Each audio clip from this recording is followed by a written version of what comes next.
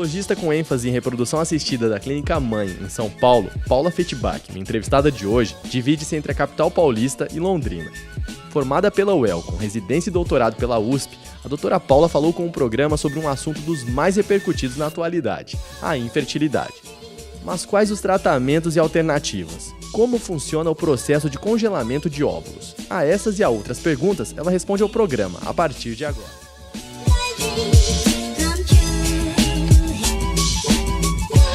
Doutora, quando um casal deve se preocupar e procurar um especialista? Isso depende da idade da mulher. Se um casal está tentando engravidar, tendo relação nos períodos férteis, por um período de até 1 ano, se a mulher tiver menos do que 35 anos, esse casal já deve ser considerado como uma investigação para infertilidade e procurar. Se a mulher tiver mais do que 35 anos, esse tempo se reduz para 6 meses. Então, 6 meses de tentativas sem sucesso já indicam uma investigação. Doutor, e a propósito disso, quais os principais exames para se avaliar um casal infértil? Tiago, os principais exames são, para a mulher, a gente fazer uma investigação da reserva ovariana, tá? Então existem alguns exames, geralmente hormonais, que indicam como está o ciclo menstrual e como está a reserva ovariana. Um exame que chama esterossalpingografia, o qual avalia tanto a permeabilidade como a função das tubas uterinas e a cavidade uterina, podendo ser solicitado também, de acordo com o caso, uma esteroscopia diagnóstica e, obviamente, para o homem, um perfil metabólico e ou exame de espermograma, né? Com esses exames, a gente já tem uma propedêutica básica para seguir a investigação. Doutor, e quais as principais causas para o sucesso ou não do tratamento? Na verdade, existe uma principal causa de sucesso ou insucesso, que é a idade da mulher. Tá? Então, se você pegar estatísticas em reprodução assistida ou estatísticas de gestação espontânea, você vai ver que todas elas se baseiam na idade do óvulo, né? Então, quanto mais velha a mulher é, pior vai ser a resposta ao tratamento, pior vai ter a qualidade do embrião e menor vai ser a chance dela engravidar. Doutora, e o que causa a infertilidade na endometriose, que é um problema aí cada vez mais frequente, não? A endometriose é uma das principais causas de infertilidade atuais na mulher e ela é uma doença muito incidente. Então, 15 a 20% das mulheres em idade fértil, elas têm endometriose. E o que essa afecção ela causa? Ela é uma doença inflamatória, crônica, pélvica, que faz com que geralmente ocorram distorções na anatomia tubária da mulher. Então, essas aderências, elas fazem com que as tubas funcionem menos ou parem de funcionar e seja a principal causa aí de infertilidade. Uma outra questão são as citocinas inflamatórias pélvicas liberadas pela endometriose. Então, se viu que essa inflamação pélvica faz com que a mulher tenha mais dificuldade também de implantação e de qualidade nos óvulos e qualidade embrionária, devido a essa reação inflamatória.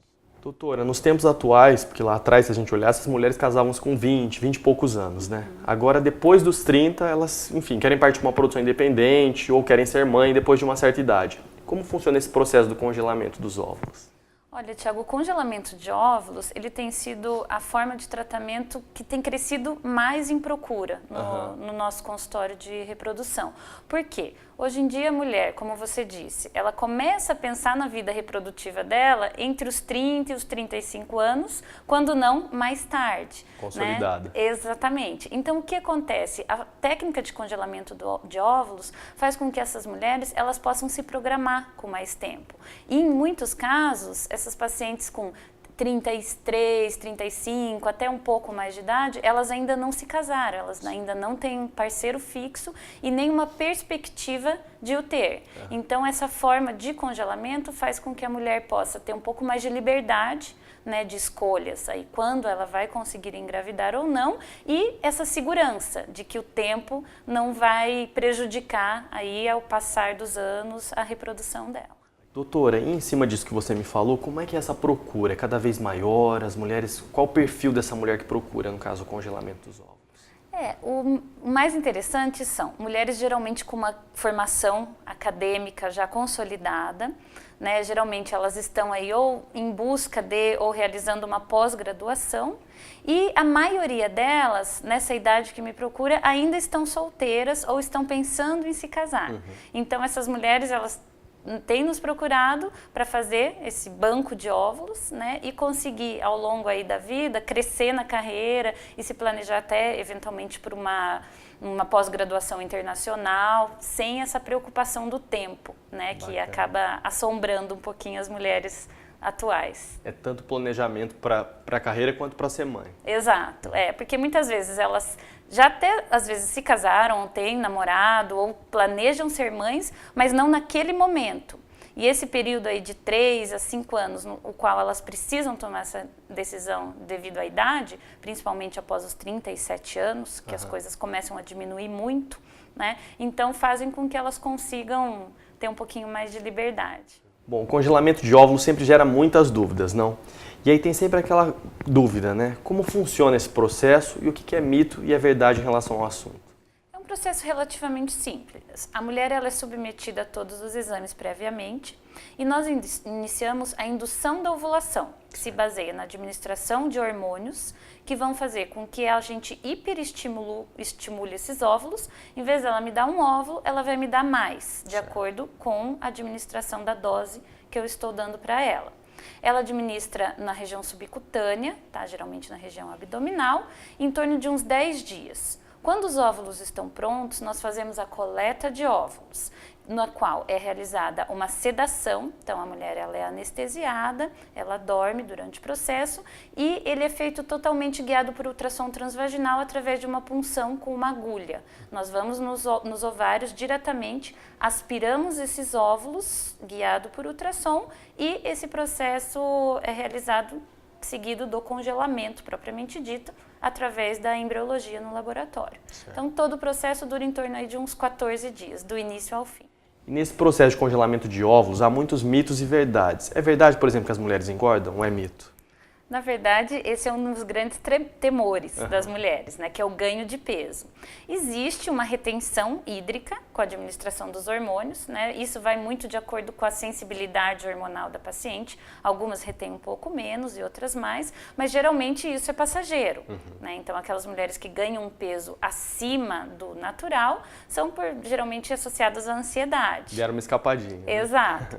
E outro mito seria a administração do hormônio, porque são injeções que elas administram, geralmente elas mesmas se auto-administram na região abdominal. Então é a tal da injeção na barriga, que elas têm bastante temor. Mas que também é por um período curto e cada dia mais as medicações mais modernas, elas causam menos dor.